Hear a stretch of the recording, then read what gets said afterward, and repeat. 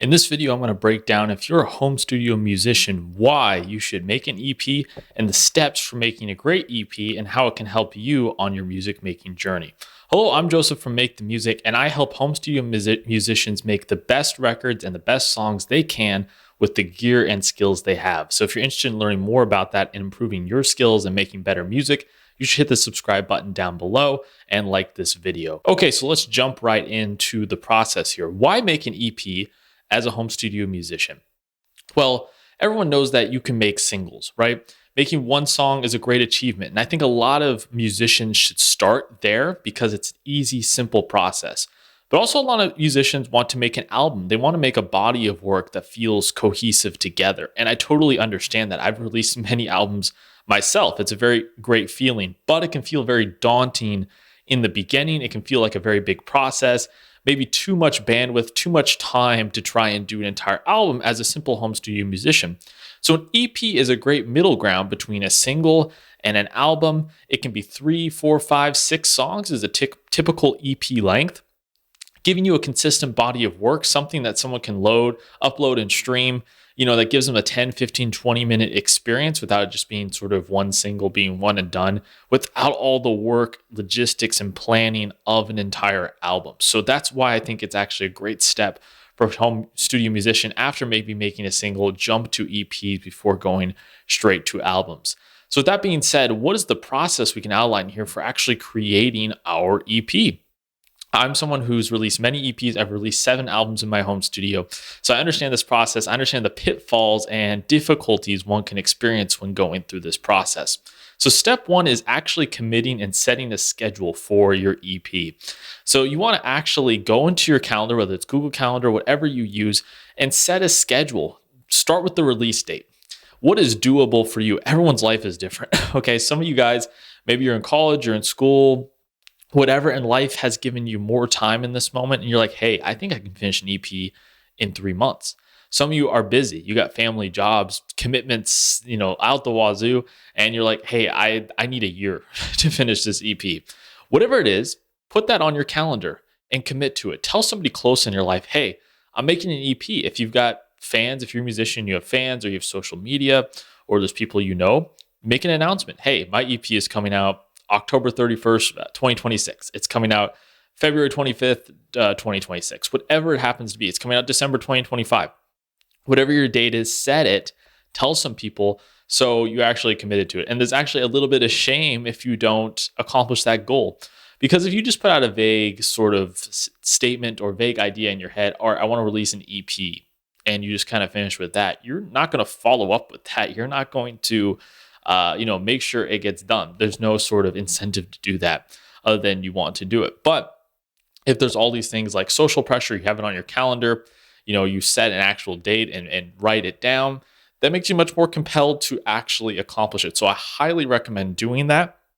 And then you can go through all the other steps of the process and plan it backwards from there. So right now, in the recording of this video, we're heading towards the end of 2025. So let's say you need about 6 months to record your EP. You say, hey, July 1st, my EP is coming out. It's going to be released. Okay. So what is the process working backwards to get that released? Well, okay, what do we need right before release? Well, the artwork needs to get completed. Before the artwork is completed, it needs to be mastered. Before it needs to be mastered, the EP needs to be mixed. Before mixing, everything needs to be recorded. That includes vocals, guitars, keys, drums, whatever kind of style of music you're working in. Before things can be recorded, they need to be demoed. And before they're demoed, the songs need to be written, right? And the album's concept needs to be planned. So working back from there, figure out how much time you need for each step of the process. If it's just an instrumental album, great. You can cut out vocals and lyrics and plan accordingly. If your songs take a lot of time to write, they're really in depth, the parts are difficult, okay? Plan accordingly, like I said. So give ample enough time for each of the different segments. So if you have no songs for your EP so far, give yourself a couple months to write the material, okay? If most of it is written, then go, okay, hey, I want to spend a month compiling and consolidating all my material I've written, and then we'll spend 2 months recording instrumentals, 1 month writing lyrics or refining melodies and recording vocals.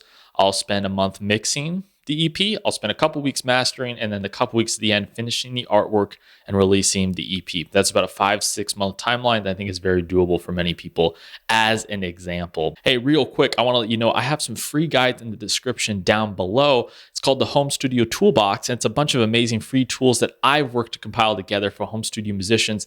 This includes Reaper templates, Reaper FX chains, different guides, different links to different instruments and plugins that are all free for you to use in your home studio. So I would suggest checking those out in the description down below. They're all free to help you get started and improve your home studio setup. Okay, so now that you've laid out the framework and process for your EP, let's start off with the first actionable step, which is the songs. So you need to make sure that your songs are written and the arrangements are mostly completed before you go into recording. Now, there's a lot of guys that go into the studio and they start working in their DAW, coming up with sounds and writing songs from there.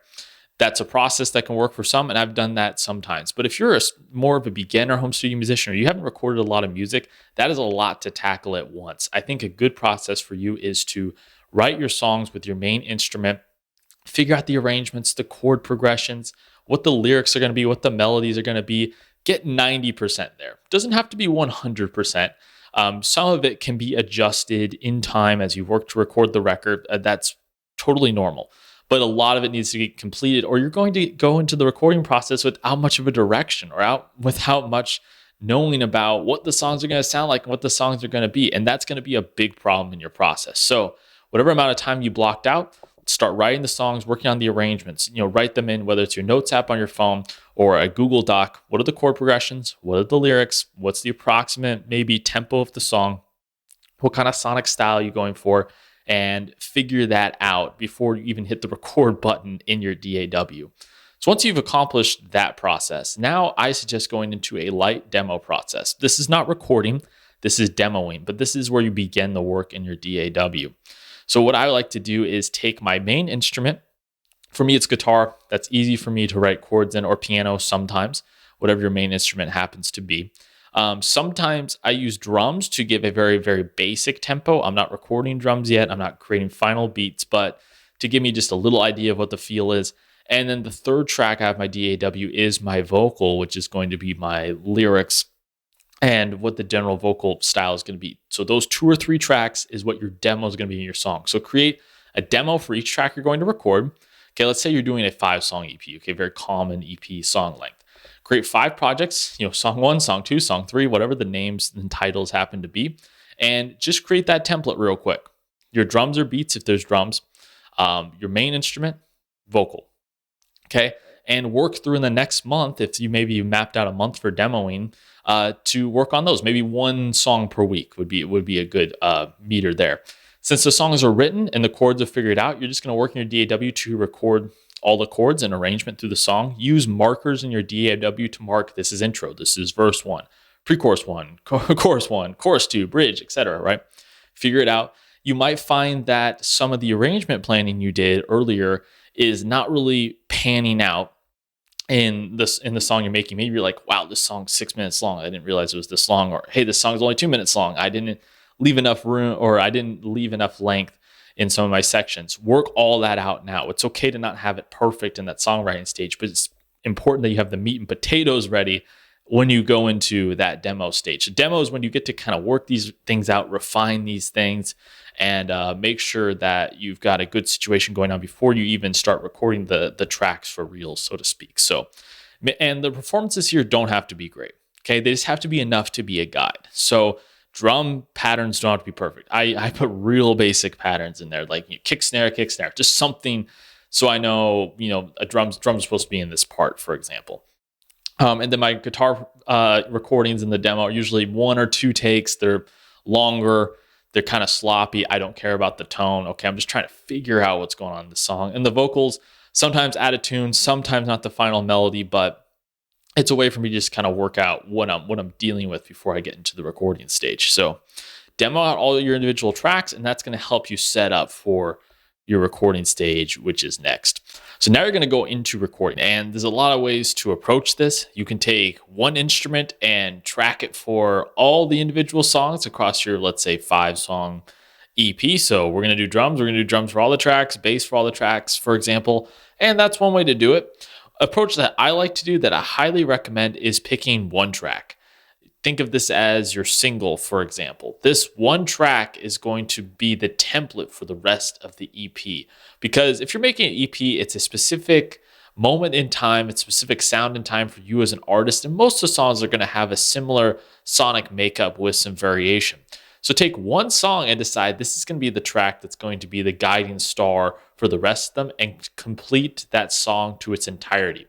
So finish out the demo process, record, mix, and master that one track. Now, with that setup done with that one song, you now have a template for the rest of the songs on the EP. Making the processes of coming up with the sounds, the sound design, mixing the track, deciding what the vocal sound is going to be, what the bass tone is going to be, what the general drum vibe is going to be. That all gets figured out in that one track, the mastering chain, for example. So when you go to do the rest of them, you get rid of all this extra thinking that you have to do. You now have a template. You can even save that as a template in your DAW for mixing or recording that you can now follow. And it makes the rest of the EP process feel downhill. It feels much, much easier. You have all that heavy lifting figured out. So figure out and record and finish that one track. And then for the rest of the 4 tracks, you can either go one song at a time, or now that you have the sounds figured out for the individual instruments, you could do all the drums for the rest of the songs, then do all the bass. Whichever way you prefer, there's no right way to do it. For me, I tend to do one song at a time because I can kind of focus on one thing and get it done. But I highly recommend getting that one song done to help you be that guiding track for the rest of the song, and then go one song at a time using that as a template. I think that's going to be a very, very helpful and productive way to go through finishing this EP. And once you've finished all the tracks, you finished the mastering process, looked at reference tracks, you evaluated it, you played it in your car, different speakers, different setups, and you like the way it sounds, you can then generate the album artwork and finally release that EP.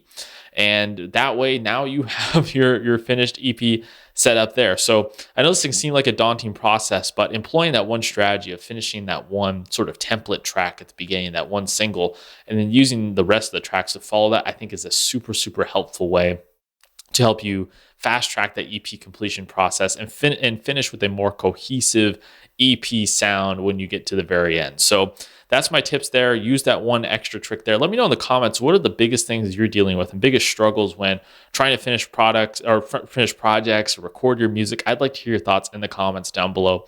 Like I said, you can pick up all the free guides, the Home Studio Toolbox in the description down there. It's just a bunch of great free resources for home musicians trying to improve their recordings and mixes. And if you're looking to get some direct help from me and some one-on-one coaching, you can find my contact information down there in the pinned comment. So thank you so much for watching, and I will see you guys in the next video.